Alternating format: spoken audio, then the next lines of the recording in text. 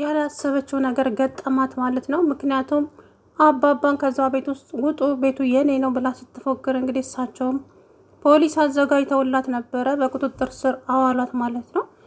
ዳኒ ደግሞ ላንተ ስል ነው ይሄን ሁሉ ስከፍል የነበረው ብላ ጉሮሮውን ሲጣደረገችው፣ እሱም ደግሞ ዞር በይልኝ ባክሽን፣ አንቺ እኮ አብደሻል፣ ጤነኛ አይደለሽም ሴትዮ፣ ተረጋጊ በናትሽ፣ ዞር በይልኝ ወደዛ እያለ ገፍትሮ ጣላት።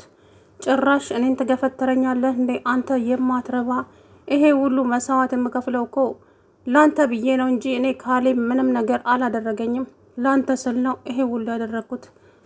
ዞር በይ ባክሽን፣ ራስሽን ቻይ፣ ላንተ ስል ነው ላንተ ስል ነው አትበይኝ፣ ስልችት ድክም ብሎኛል ያንቺ ነገር፣ ከዚህ በኋላ ያንቺን ንትርክ ምንም ነገር አልፈልግም አላት። አባባም እንግዲህ እስቲ ጉዷን አመጣለሁ፣ እንደው አምርራ ከዚህ ቤት ውስጥ ውጡ የምትል ከሆነ እኔም ጉዷን አዘጋጅቼላታለሁ። ከዛ በኋላ ከዚህ ቤት ማን እንደሚወጣ ማን እንደሚቀመጥ አብረን የምናየው ይሆናል።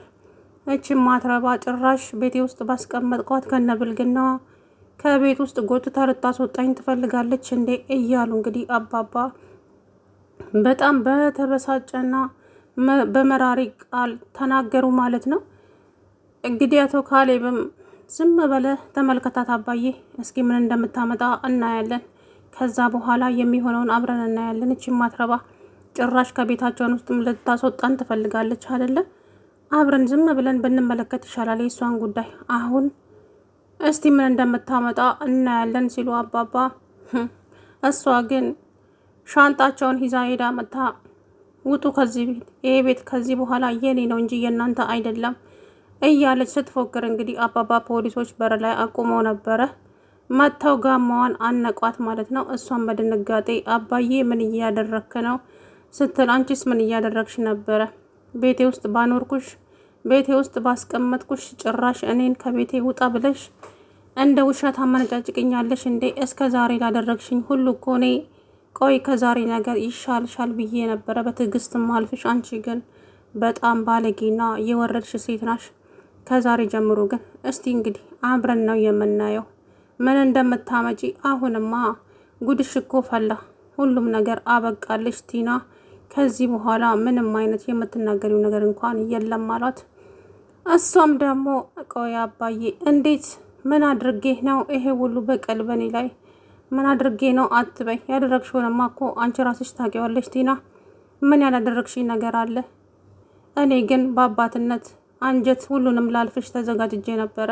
አንቺ ግን ከነገ ከቀን ወደ ቀን እየባሰብሽ ነው የመጣው። ስለዚህ አሁን በክብር ከቤቴ ውስጥ ውልቅ በይልኝ አለቻት አሏት አባባ። እሷን በድንጋጤ እንዴት እንደዚህ ታደርጋለህ አባዬ? አንድ ቀንም አስቤ አላውቅም እንደዚህ ታደርገኛለህ ብዬ። እውነትሽን ነው። አንቺ ምን ስታደርጊ ነው የኖርሽው?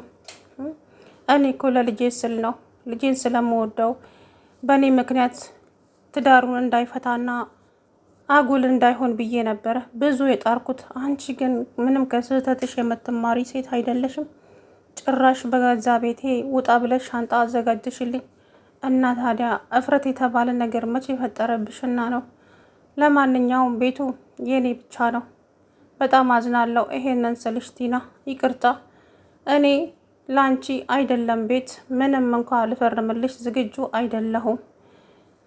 ምን ማለት ነው አባዬ? እንደዚህማ አታደርግም። አድርጌዋለሁ ቲና፣ ይቅርታ። ቤቱ የኔ ነው። ስለዚህ ምንም ላግዝሽ እንኳ አልችልም። አሁን በክብር ከቤቴ ውልቅ ብለሽ ውጭልኝ አሏት አባባ። አታደርገውም አባዬ፣ እሰራላችኋለሁ ሁላችሁንም። አንተም አታልልከኝ ዳኒ፣ ከነሱ ጋር ሆነ አታልልከኝ አይደለ? እሰራልሃለሁ ጠብቀኝ እያለች እንግዲህ ዛቻዋን ቀጥላለች ማለት ነው። የፈለግሽውን ነገር መናገርም ሆነ ምን ማለትም ትችላለሽ። እኔ ግን ደክሞኛል ስላንቺ። ከዚህ በኋላ ንትርክሽ ሁሉ አስጠልቶኛል። የራስሽ ጉዳይ አላት ዳኒ። ጭራሽ እኔን የራስሽ ጉዳይ ዳኒ? እኔ ላንተ ብዬ እኮ ነው ይሄ ሁሉ መስዋዕት የከፈልኩትኝ። እንዴት እንደዚህ ታደርጋለን? እና ምን ላድርግሽ? አንቺ እኮ ተይ ስትባይ የማትሰሚ ሴት ነሽ። ስለዚህ ምንም ማድረግ አልቻልኩም። አሁን እንግዲህ እያንዳንዱን ነገር ተወጩ። ማንም እንኳ አጋዥ የለሽም ወይ? ጸባይ ከጸባይ የለሽ፣ ምንም ነገር የተበደልሽ ሴት ነሽ አላት። ያሳዝን ሁኔታ እንግዲህ ፖሊስ ጣቢያ ቀርባለች ማለት ነው። ለእያንዳንዱ ነገር እንግዲህ ጥያቄ ያቀርባል አባባም። በምን ምክንያት ነው እዚህ ልታመጧት የቻላችሁት? ምን አድርጋ ነው? እሳቸውም ደግሞ ብዙ ነገር አድርጋኛለች፣ ያህል በቃ ብሎ ደግሞ ቤቱን በስሜ አድርግልኝና ከዛ በኋላ እንከባከባሃለሁ ብላ ሞኝ አድርጋኛለች ጨርሶ። እሺ ብዬ ባዶ ሰነድ ላይ ፈርሜላት ነበረ። ከዛ ይሄንን ስትሰማ መቋቋም አቃታት ቲና። እኔን ነው ወይ ስታታልለኝና ስትደልለኝ የኖርከው? አንተ ሽማግሌ እሰራልሃለሁ፣ እኔ ቲና አይደለሁም እያለች እንግዲህ ብትፎክርም ፖሊሶቹ ደግሞ ያለሽው ፖሊስ ጣቢያ ነው፣ ተረጋግተሽ አውሪ ማውራት የፈለግሽውን ነገር፣ አለበለዛ ግን የሚከተልሽ ነገር ከባድ ነው አላት ፖሊሱ። የፈለጋችሁትን ነገር ማምጣት ትችላላችሁ፣ እኔ ቲና ነኝ፣ ማንንም ሰው አልፈራም። አትፈሪም አይደለ? አዎ እንደማትፈሪማ እናሳይሻለን አላት ፖሊሱ። ከዛ በኋላ እሷ እንግዲህ መረር ባለ ቃል እኔ ላይ ነው የተጫወታችሁት ሁላችሁም አይደለ? ዋጋ አስከፍላችኋለሁ፣ እመኑኝ፣ እኔ ቲና አይደለውም እያለች የራስሽ ጉዳይ ነው፣ በእናትሽ አሁን ከህይወቴ ውስጥ ውልቅ ብለሽልኝ ውጪና እኔ ሰላማዊ ኑሮ መኖር ነው የምፈልገው። በእናትሽ እንዴት እንዳስጠላሽ ማን በነገረሽ አላት ካሌብ። ጭራሽ ለካ ይሄንን ተማምናችሁ ነበረ። እኔ እንኳን ላስፈራራችሁ ብዬ ሳስፈራራችሁ እንኳን ምንም ነገር ሳትፈሩ በልበ ሙሉነት ስታናግሩኝ የነበረው። ወይኔ ቲና ሰራችሁልኝ አይደለ? ተባብራችሁ እሰራላችኋለሁ ዳኒ፣ በተለይ አንተ ደግሞ ሰራህልኝ። የምሬን ነው፣ ዋጋ ትከፍልበታለህ፣ እንደዚህማ አልለቅህም እያለች እንግዲህ ዳኒ ላይ ይዛቸዋን ቀጥላለች ማለት ነው። የራስሽ ጉዳይ ታይ ብዬሽ ነበር እኮ ይሄ ነገር እንዳይመጣ ብዙ ታግያለሁ። አንቺ ግን ልትሰሚኝ አልቻልሽም። ምን ላደርግልሽ እችላለሁ አላት። ሰላም ውድና የተከበራችሁ የቻናሌ ቤተሰቦች እንዴት ናችሁ? ደህና ናችሁ? አለሁ ደህና ነኝ። እንግዲህ ወይዘሮ ቲና ጨርቋን ጥላ ጨልላለች። ፖሊሶች አቁሞ እንግዲህ አባባ እች ልጅ ምን እንደምታመጣ አይታወቅም ብለው ፖሊሶች አዘጋጅተው ነበረ። እሷም አኳኋኗን ሲያውና በቃ ካሌብም 10 ሺህ ብር ብቻ ነው አካውንቴ ላይ ያለኝ፣ ከዚህ የበለጠ ምንም ላካፍልሽ አልችልም ስላላት እሰራላችኋለሁ ለእያንዳንዳችሁ ብላ ዘላ መኝታ ቤት ገብታ ነበረ። ከዛም መኝታ ቤት ስትገባ ሻንጣ እያስተካከለች ነበር። አባባም ከኋላው ገቡና ቶሎ ብለው ሰነዱን አወጡ ማለት ነው። ምክንያቱም ሳጥን ሰብራ ስለምትወስድባቸው ስለፈሩ ብቻ። ከዛ በኋላ እሷም አባዬ ለምንድን ነው ይሄንን ፋይል እዛ ያመጣው ስለ እንዴ ሳጥኑ ሰብራ ብትወስድብኝስ የማናለ ልጅ ነው ልል ነው የኔ ልጅ ተው እንጂ አሉት። ከዛ በኋላ ያባዬ ጎበዝ ከሆነ ጠንቃቃ እንዴ።